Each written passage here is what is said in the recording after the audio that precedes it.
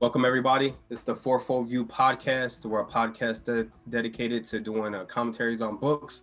You have myself, Curtis, Antoine, Greg, and Bay. Next episode up, we're going to discuss Proposition 6 in the John Walton book, The Lost World series, Adam and Eve. The proposition is Adam is used in Genesis chapters 1 through 5 in a variety of ways. So to start us off, Antoine, what did you get from the chapter? Very, very interesting chapter. For me, it was kind of mind-blowing. Just going to the root word of Adam. It says here right in the first chapter here that the first word Adam is a Hebrew word meaning of human. Right there in itself just kind of blew my mind, because I always referred to Adam as just like the male, but I didn't realize that it truly meant human. So it's just another way that the Bible just blows my mind, that there's so many different layers. And I think it's important that we go back to the root words to kind of really get deeper understanding. So, that was pretty interesting to me. And then the fact, like he mentions that, Adam and Eve would not have called each other these names because whatever they spoke, it wasn't Hebrew. Like, again, I guess I knew that, but maybe I didn't know that. I don't know. It just really made me ponder and think about Genesis and the story of Adam and Eve just so much differently than I've thought before. So I'm glad you said that, because I had no idea that was how that worked. I just literally assumed that Adam was the name, and Eve was the name, and had no idea there was more meaning to it. So I'm glad to see that we're learning that together again. I say this all the time. It's like, I really want to just shout out this John Walton, the first book that we're reading it's a good way to start learning if you haven't learned yet. Like, my eyes are opening, and now I'm getting more excited as we go into it, that we're all learning together. So yeah, I had no idea that it meant, human and for Adam and life for Eve. And like I said, I'm just glad that you guys are learning that as well, or relearning that. Yeah, I mean, even to take it one step further, human, if you break down the word human, it's really comprised of two words: humus, meaning from the earth or from the ground, and then man, the spirit part that God breathed life into us. So you have this it's comprised of on an even deeper level, that God is telling you that Adam, this human, this creation from the earth that I've breathed life into, is the foundational stone to humanity that I've created. Like, so I thought that was really cool. And, you see that in Genesis 2:7, chapter 2, verse 7, then the Lord God formed a man from the dust of the ground and breathed into his nostrils the breath of life, and the man became a living being. So, correlate. And even another aspect, which I learned this from kind of like arguing with this like Hebrew Israelite that I work with, he tried to make a long story short, he tried to like tell me that Esau was basically the lineage of white America was through the line of Esau, and the lineage of Black America was through the line of Jacob. And we went back and forth of another form of Adam being the color red or reddy, as in the skin. And you see that David is described reddy and in red in color, when he's defeating Goliath. So it kind of just collapses that ideology that Jacob was black and Esau was white, if David, who is from the line of Jacob, is also described in the same fashion as Esau. But I digress. But yeah, this book is really, really expansive. And like you said, Bay, it's super cool to not only learn these things in a group setting, but also just if you don't really have any knowledge about anything, it's nice to just kind of see where John Walton goes in each direction, in each proposition. It kind of just it's like an onion that just you get to peel back layer upon layer. Yeah, and to add to that, to what all you guys said, I'm also opening my eyes with this, because I always assume Adam and Eve were two individuals. And to add to the layers of the onion, I have highlighted on the second page of this chapter that says Adam refers to human beings as a species. It refers to the male individual of the species, and sometimes it refers to the designation of a particular individual, equivalent to a personal name. So even just reading through Genesis, it's equivalent to those three things. So it's like we are 1/3 correct in how we used to interpret Genesis, but I think the main thing too that I'm learning, at least so far through this book, is it's also about context and how is that particular word used in that passage. How do we interpret that word through the different languages, and then from a perspective of the people at the time that wrote wrote Genesis, who the audience was and how they understood the world at the time. So I'm with you guys, and Brian and Antoine both hit on things that I have highlighted already, and it sounds like we're on the same page again here. Yeah, I mean, even and then another part that is talking when you're talking about names that John Walton goes into is the designation of Eve. The meaning of life. And she doesn't even, Eve doesn't get that designation until after the fall. Prior to the fall, she's just addressed as woman. And then after the fall, she's addressed as Eve, because after the fall, she now is the bringer of life. So I always thought that was cool too. And again, John Walton has this motif that has played out in every single chapter so far, is this motif of orientation and representation being the path to live, or the Bible presenting the path to live as like a navigational tool. I always like it to, like the navigational tool, if in the boat of life, like if you were in a boat, if we all got into a boat and everybody's like, yo, let's go to Africa, like we wouldn't be able to get there without some sort of navigational tool or compass. Well, I think that's what the Bible is for us. It's our navigational tool to charter the sea of life, per se. I agree with that 100%. And it just reminds me of an acronym. I don't know if someone was just clever or if it's true meaning behind it, but for Bible, I was told that it was called Bible because it's basic instructions before leaving Earth, which really kind of blew my mind when I first heard that. And I'm like, wow. But I think it also adds to the many layers of the Bible, of course, but you're right. It's our compass, it's our direction to navigate through this whole thing that we call life. Yeah, and kind of piggyback off of that and what Curtis said as well, it's more meant for as a guide. And we kind of talked about it in the first couple episodes that we get caught up on like the material and taking everything so literal that we're doing it again with Adam and didn't realize it until we see what John Walton says about Adam and opens our eyes to the translation of Adam in Genesis. And I highlighted a part here that says the use as a personal name of Adam is only in the genealogical section, Genesis 5:3-5, and then the title to that section. So like it's like a small part of it. It even refers to the personal name versus the human species or the male of the human species. Yeah, I mean, like that's something that completely went over my head for not even the longest time. Literally from the time I picked up the Bible until a couple days ago when I read this chapter, I just thought that Adam was an individual designation, Eve was an individual designation, and they were not.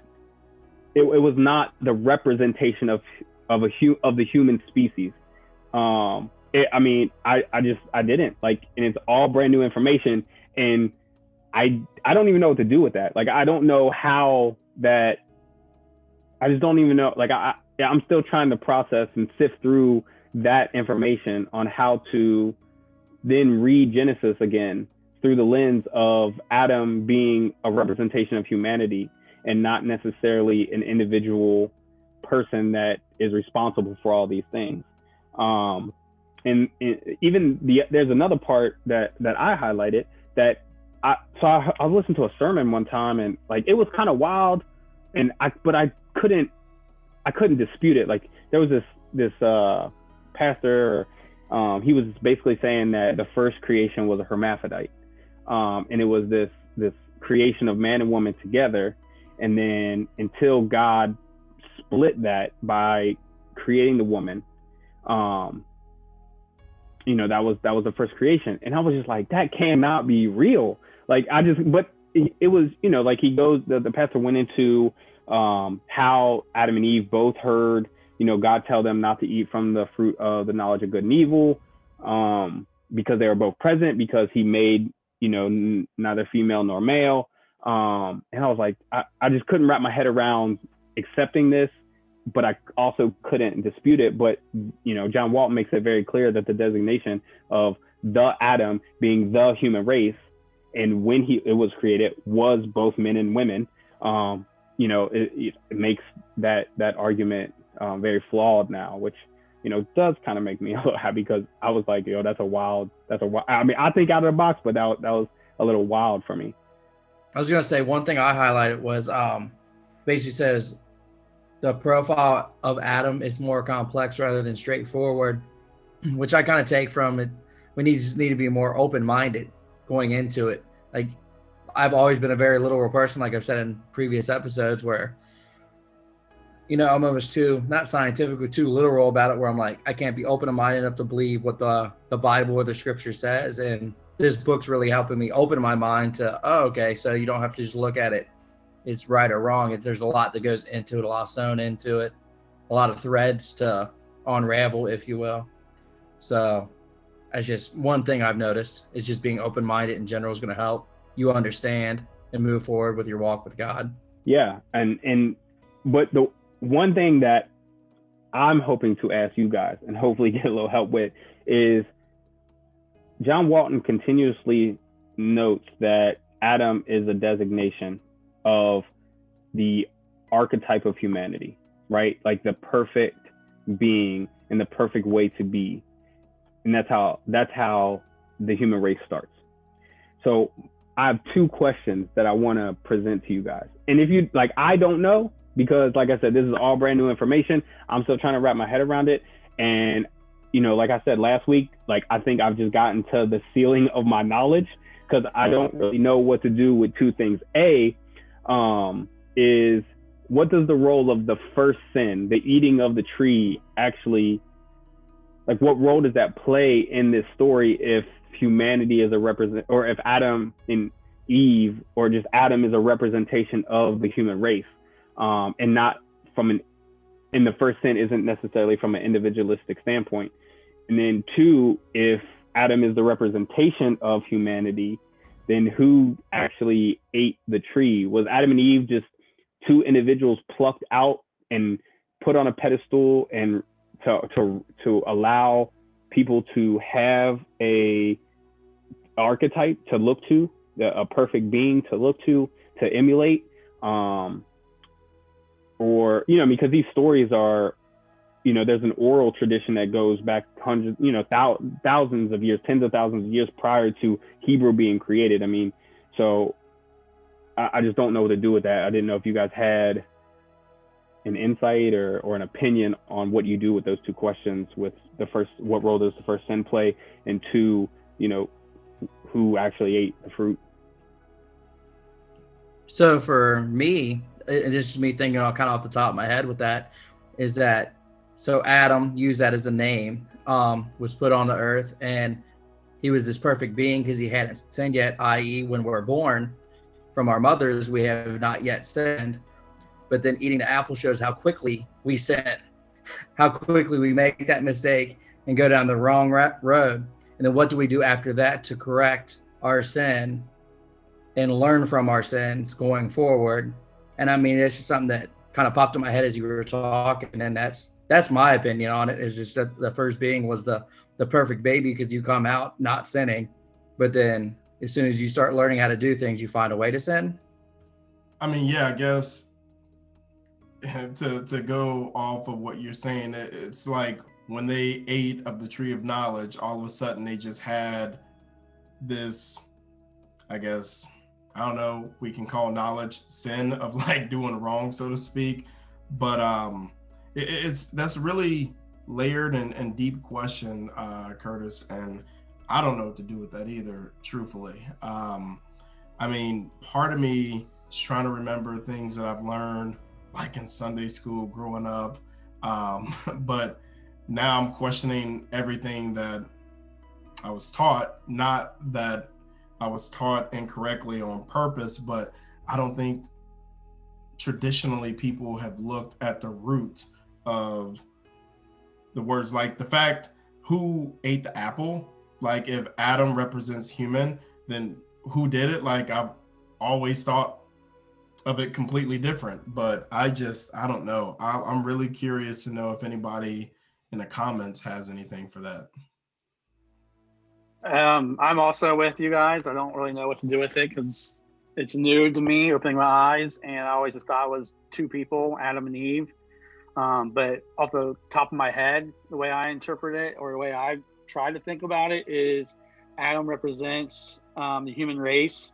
And when the Bible tells a story of Adam and Eve eating the fruit from the tree of knowledge, that it's just humanity in general. We don't maybe we might not know necessarily who exactly did it by their name, but I think it's like the way I interpret it after talking about it and reading about it is that just humanity ate of the tree of knowledge. We may not know exactly who, but because of that, either way, we it's the fall, and we bring sin into the world, and consequently humans will have to reproduce, and death is introduced, and anyone born from that point on is born with original sin. Even though as a child, you haven't, as a baby, you can't do anything yet, but because of the sin of whomever ate from the tree of knowledge, we kind of inherit that sin, if you will. Yeah. So basically, we're not born perfect. Even it's just because of the original humans, whoever it may be. Someone ate from the tree of knowledge and introduced sin and death into the world. But that's the way I interpret it, is that if Adam means the human race, then the Bible, if you want to take it for what it says with that, is that someone from the human race ate of it. We just may not know. We may not pinpoint it to the individual. Yeah, I mean, I guess in the grand scheme of things, I think the point is that humanity was disobedient. I guess it doesn't necessarily matter who the finger's pointed at. But yeah, so I mean, personally, I think maybe we can leave it there, and hopefully we get some positive discussion in the comment section. And there's somebody that enlightens us and tells us, how far off base we are probably. But yeah, I mean, that's kind of where I would leave it, and I don't really have anything else for tonight. If you guys do, feel free to jump in, but if not, I mean, we can kind of let it rest for tonight.